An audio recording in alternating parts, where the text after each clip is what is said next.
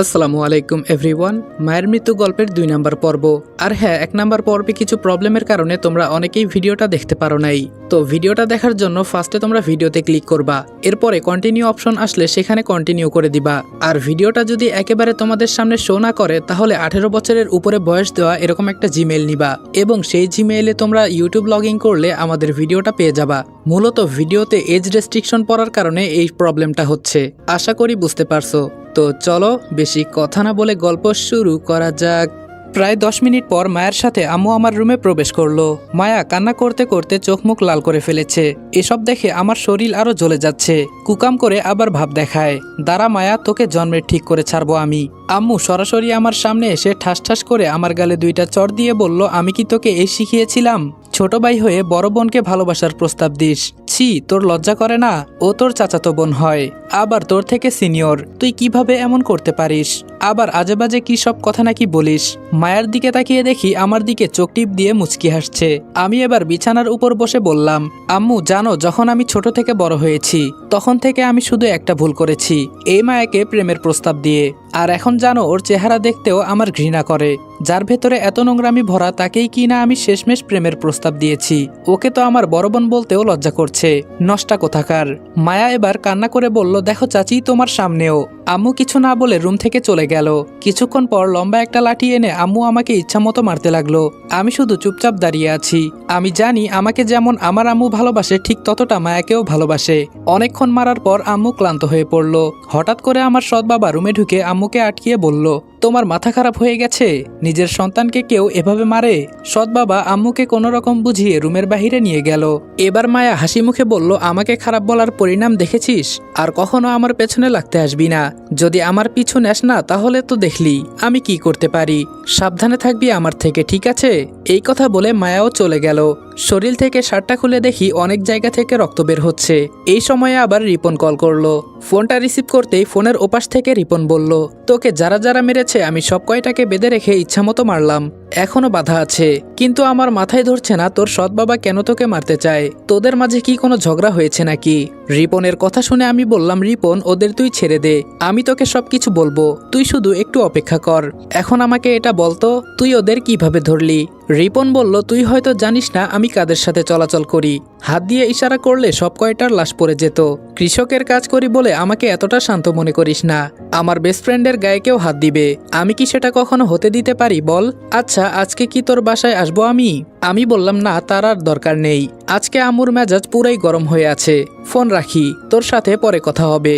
ফোনটা রেখে চিন্তা করছি, আমি আমার ঘরেই দুধকলা দিয়ে সাপ পুষি, আর সেই সাপ আমাকে মারার চেষ্টা করছে। ছাড়বো না আমি কাউকে। এসব চিন্তা করতে করতে আয়নার সামনে চলে গেলাম। আয়নার সামনে গিয়ে দাঁড়িয়ে দেখি শরীরের অনেক জায়গা থেকে রক্ত পড়ছে।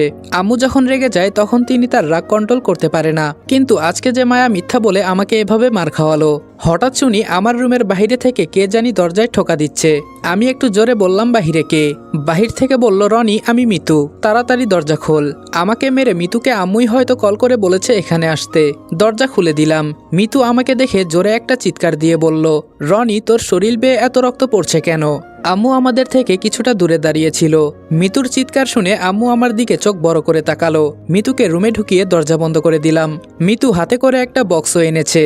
মিতু আমাকে শুয়ে পড়তে বলে বলল, আমাকে একবার কল করবি না?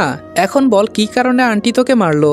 বিছানার উপর শুয়ে বললাম, আম্মুর সামনে মায়াকে বকা দিয়েছিলাম, মানে ওকে নষ্টা মেয়ে আরো অনেক কিছু বলেছি, এজন্য আম্মু আমাকে মারলো।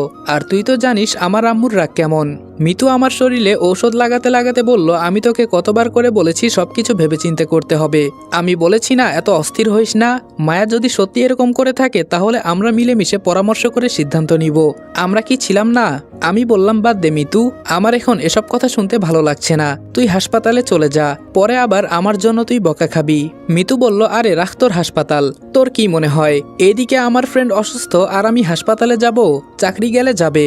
মিতুর দিকে তাকিয়ে বললাম, তোদের মতো বেস্ট ফ্রেন্ড আছে দেখে আজও বেঁচে আছি, না হলে কোন দিনই মারা যেতাম। মিতু বলল, হয়েছে হয়েছে, আর পাম দিতে হবে না। বাহির থেকে স্পষ্টভাবে আম্মুর কান্নার শব্দ শোনা যাচ্ছে। মিতু আমার মাথায় হাত দিয়ে বলল, ঘুমানোর চেষ্টা কর, একটু ভালো লাগবে। আর একটা কথা, আচ্ছা যা পরে বলবো, তবে একটা সুখবর আছে, জানিস কি? আমি বললাম, কি বলবি বল। মিতু সবকিছু গোছাতে গোছাতে বলল, আমরা যখন আসছিলাম তখন রাস্তায় জ্যাম ছিল না, তোর কি মনে আছে? আমি বললাম আসার সময় বলেছিলি একটা মেয়ের জন্য জ্যাম লেগেছে। এখন কাহিনী বল, কি হয়েছে? মিতু বলল, যে মেয়ের কারণে রাস্তা ব্লক ছিল সেই মেয়েকে বিশ্বের প্রথম সুন্দরী হিসেবে ঘোষণা করা হয়েছে। আর এই মেয়েটা মূলত আমাদের বাংলাদেশের। ওর বাবার এত টাকা পয়সা যে 100 জন মিলে সারাদিন গুনে ওর বাবার টাকা ফুরাতে পারবে না। আর আমাদের গ্রামটাকে ওরা দেখতে এসেছে। কালকে এই জায়গায় মেয়েটা আসবে। দেশ বিদেশে থেকে অনেকেই আসছে ওকে দেখার জন্য। আমি তো মনে করি এই মেয়েকে আমি একবার দেখতে পারলে নিজেকে সৌভাগ্যবান মনে করব। তুই যাবি কি দেখতে? ইস, আমি বললাম, হয়েছে, তোকে আর বলতে হবে না। কোথায় থেকে কোন মেয়ে এসে বলেছে বিশ্ব সুন্দরী, তাতেই তুই পাগল হয়ে গেলি। তুই কি কম সুন্দরী? তাহলে আমিও তো তোকে বিশ্ব সুন্দরী বলতে পারি। মিতু লজ্জা পেয়ে বলল, যাহ, তুই যে কি বলিস না। এখন ঘুমা, আমাকে আবার হাসপাতালে যেতে হবে। আর আন্টির সামনে কিন্তু কিছু বলবি না। আমি বললাম, বলতে হবে না। মিতু আমার চুলে বিলি কেটে দিতে দিতে বলল, আমাদের না বলে যদি কিছু করেছিস তাহলে তোর খবর আছে, মনে রাখিস। কিছুক্ষণ পর আপনা আপনি আমি ঘুমিয়ে গেলাম। যখন ঘুম ভাঙলো তখন দেখি আমি নড়াচড়া করতে পারছি না। চোখ খুলে তাকিয়ে দেখি আম্মু আমাকে 2 হাত দিয়ে জড়িয়ে ধরে ঘুমিয়ে আছে। হঠাৎ দেখি এক ফোঁটা জল আমার চোখ দিয়ে গড়িয়ে পড়ল। এই হলো মায়ের ভালোবাসা। আমাকে কিছুক্ষণ আগে মেরেছে, আর এখন কিভাবে ছোট বাচ্চার মতো আমাকে জড়িয়ে রেখেছে। আসলে মায়ের ভালোবাসার কোনো তুলনা হয় না। চোখ মুখ লাল হয়ে আছে আম্মুর। চোখের পানি মুছে আম্মুর দিকে তাকিয়ে আছি।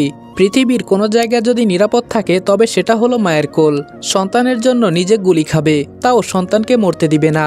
আম্মু চোখ খুলে আমার দিকে তাকিয়ে আমার গালে একটা চুমু দিয়ে বলল, আমার উপর রাগ করেছিস বাবা? আমি বললাম, ধুর আম্মু, কি বলো? মা যদি ছেলেকে না মারে তাহলে কে মারবে? আম্মু উঠে আমার হাত ধরে ওয়াশরুমে নিয়ে গিয়ে সুন্দর করে গোসল করিয়ে দিয়ে বলল, কাউকে যদি পছন্দ না হয় দূরে থাকবি, আর যেন আমি এমন কিছু না শুনি। আর মিতু যে ওষুধগুলো দিয়ে গেছে সেগুলো ঠিক মতো খাবি, তাহলে তাড়াতাড়ি তুই সুস্থ হয়ে যাবি। এখন আমি ওষুধ লাগিয়ে দেই, এইদিকে আয়। আমি মাথা নেড়ে সম্মতি দিয়ে বললাম, ঠিক আছে আম্মু। রুমে গিয়ে আম্মু ওষুধ লাগিয়ে দিল। কিছুক্ষণ পর খাবার খেলাম, কিন্তু কোথাও মায়াকে দেখতে পেলাম না। এখন বাজে রাত প্রায় 11টার মতো। ছাদের এক কোনায় দাঁড়িয়ে আছি। হঠাৎ কারো কাশির আওয়াজে পেছনে তাকালাম। পেছনে তাকিয়ে দেখি মায়া দাঁড়িয়ে আছে। আমি কিছু না বলে চুপচাপ দাঁড়িয়ে আছি। মায়া আমার সামনে এসে বলল, কি অবস্থা তোর? আমি হাসি দিয়ে বললাম, দেখ মায়া, আমি তোকে এখন কিছু বলছি না, আমাকে বিরক্ত করিস না, প্লিজ চলে যা এখান থেকে। মায়া বলল, বাবা, এতটা রাগ আমার উপর? আচ্ছা বলতো, আমি কি তোর বোন না? এসব কথা বলতে কি তোর একবারও মুখে বাঁধলো না?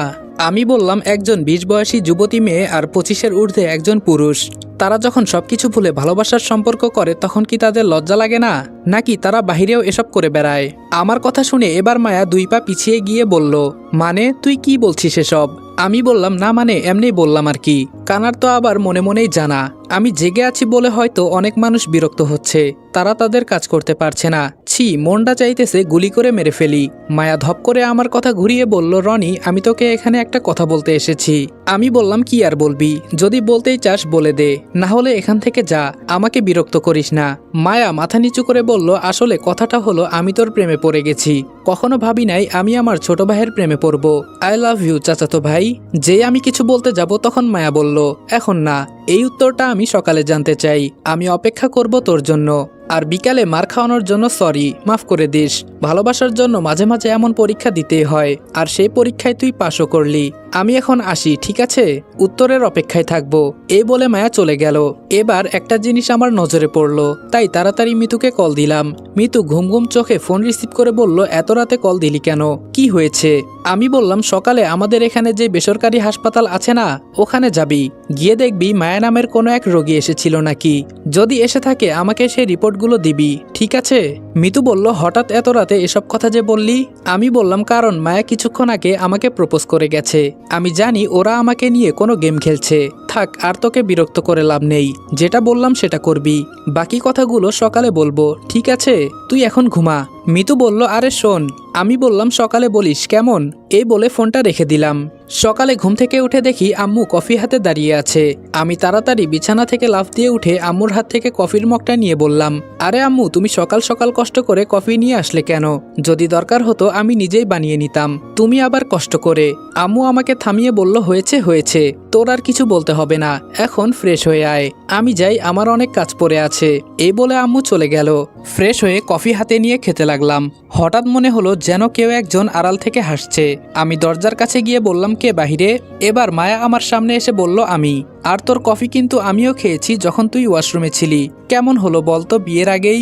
মায়া আর কিছু বলার আগে কফির মগটা হাত থেকে নিচে ফেলে দিয়ে বললাম, ওয়াক থু, আমার তো এখন বমি আসছে। ভাগ্য ভালো যে সকালে তেমন কিছু খাই নাই। আমার কাহিনী দেখে মায়া চোখ মুখ লাল করে কিচেন রুমের দিকে চলে যাচ্ছে।